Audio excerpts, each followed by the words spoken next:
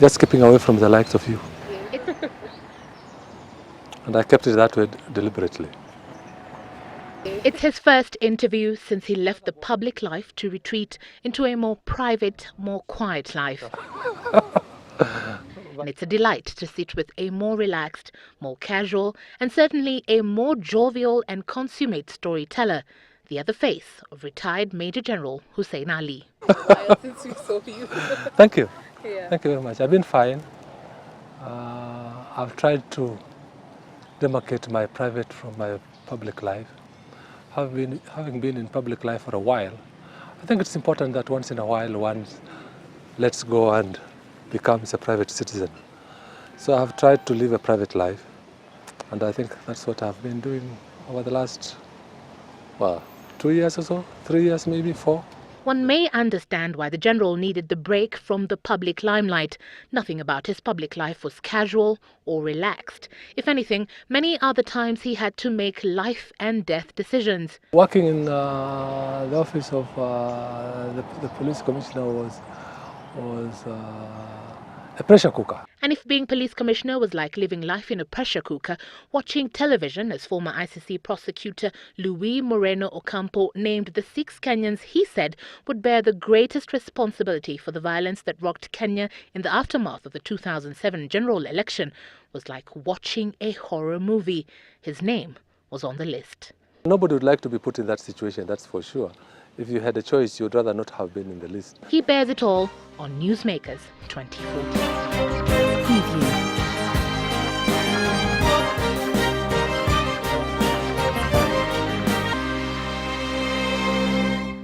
Now you look more relaxed and nothing like the stand face that you used to give us.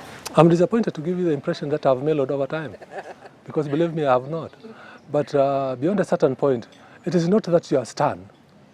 It is not that you are putting on an act.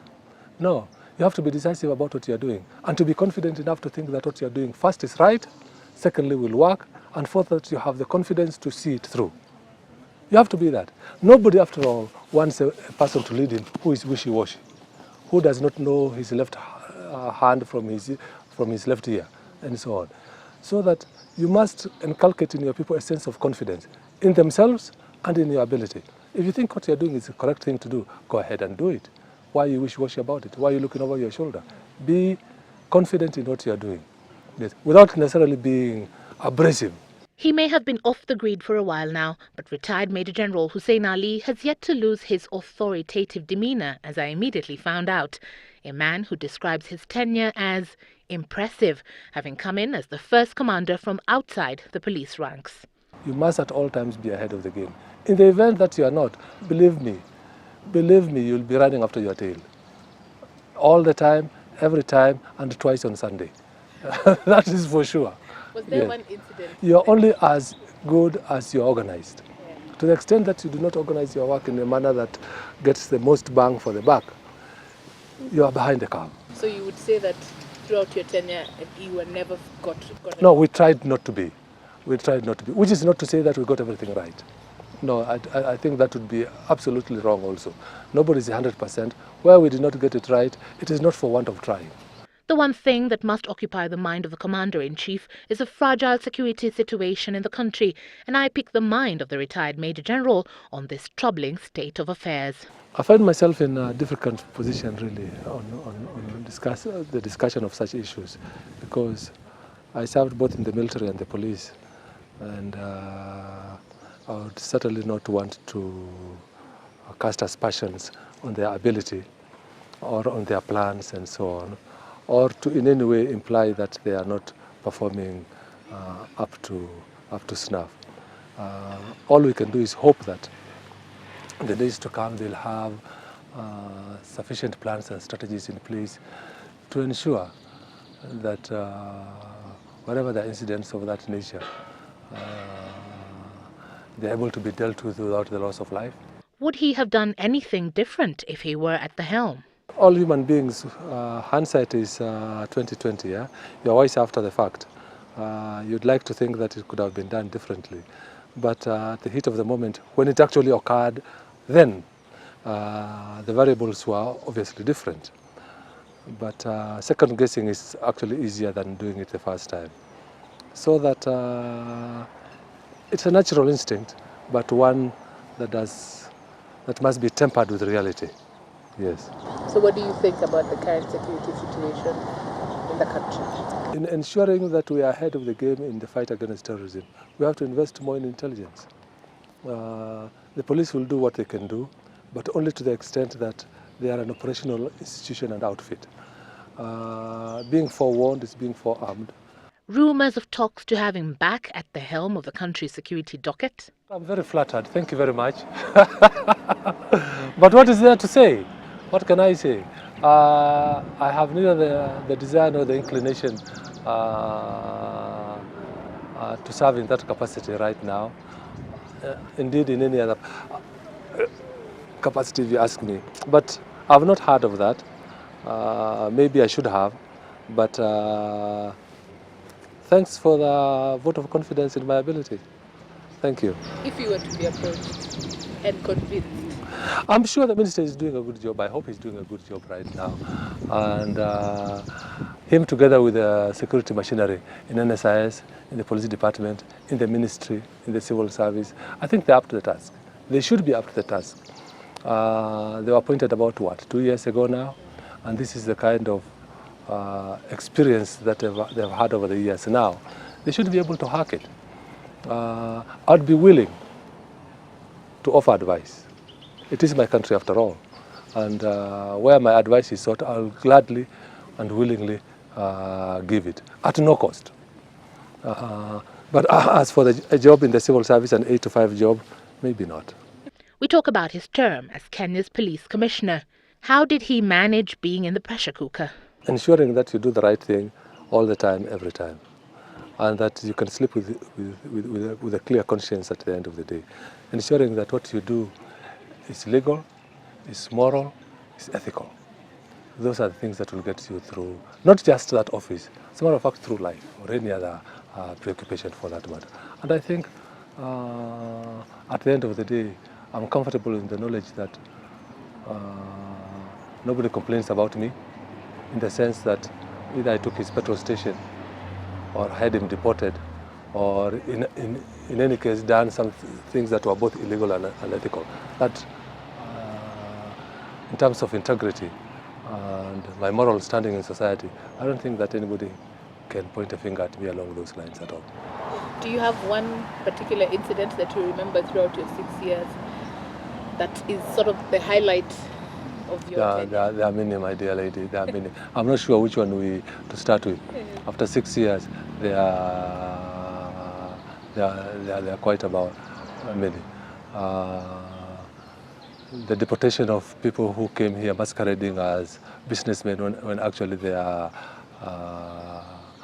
bouncers and conmen in Armenia or the Middle East or whatever it is that they come from, otherwise known as the Aturu brothers, and so on, and so on. So we had quite a number of.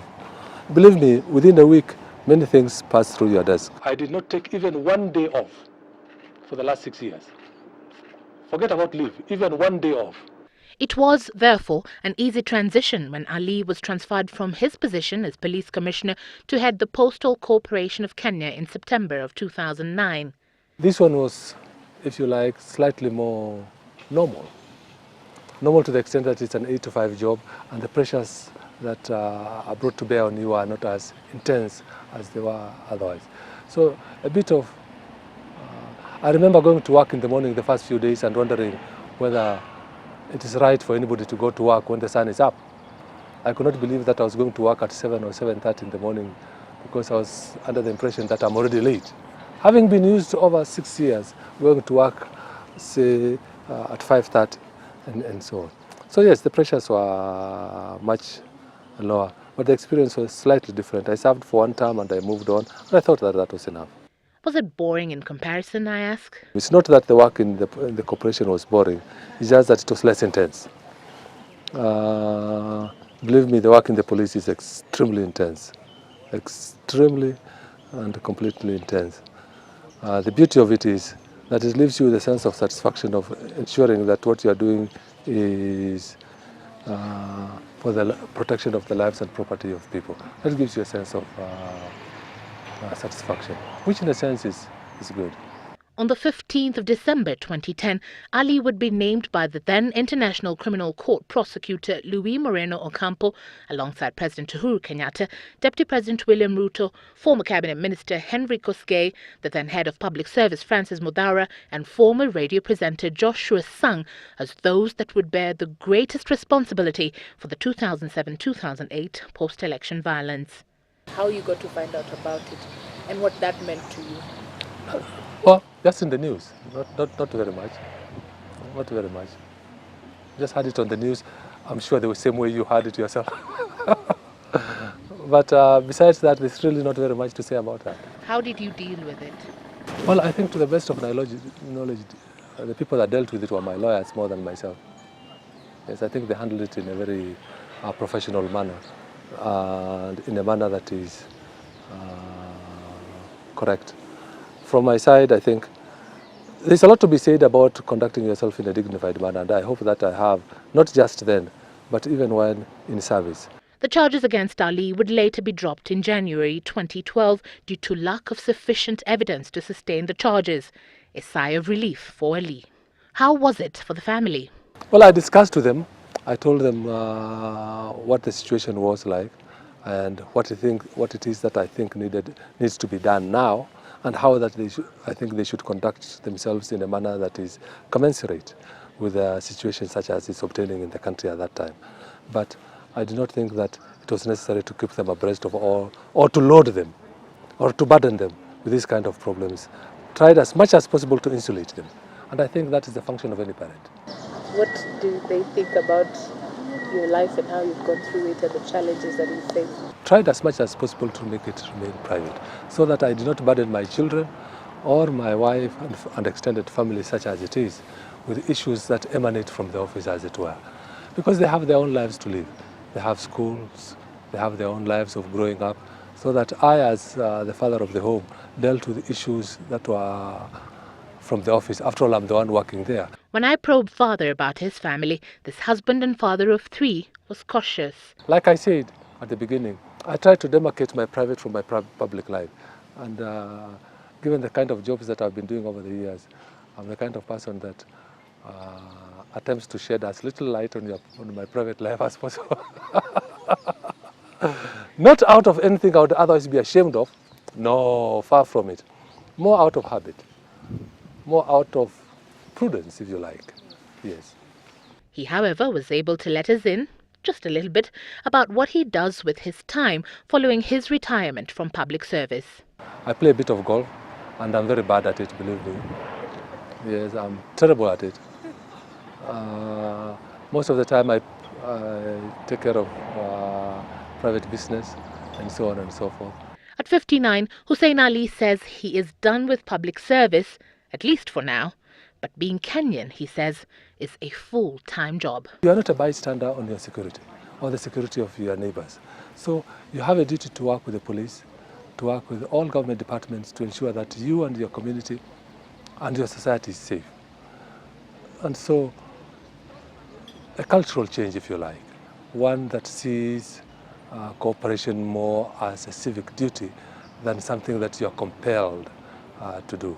We don't have that culture. Any discussion on the issue of security must invariably start with the acknowledgement that we are stakeholders on matter of security, and that security is not for this person just by virtue of the fact that he was employed by the government and wears a uniform. No, I am a gatekeeper, if you like, of that which secures me, my family and my society, in accordance with the law and in accordance with the norms of the society. You have to do that. You must be engaged. It's critically important. Whether we call it community policing or whether we hang another title on it like Nyumba Kumi, whatever the case may be, collective security is critically important. We have to do that. Yes. Thank you. Thank you, madam. Very much. Thanks. Evelyn Ombwe for Newsmakers 2014.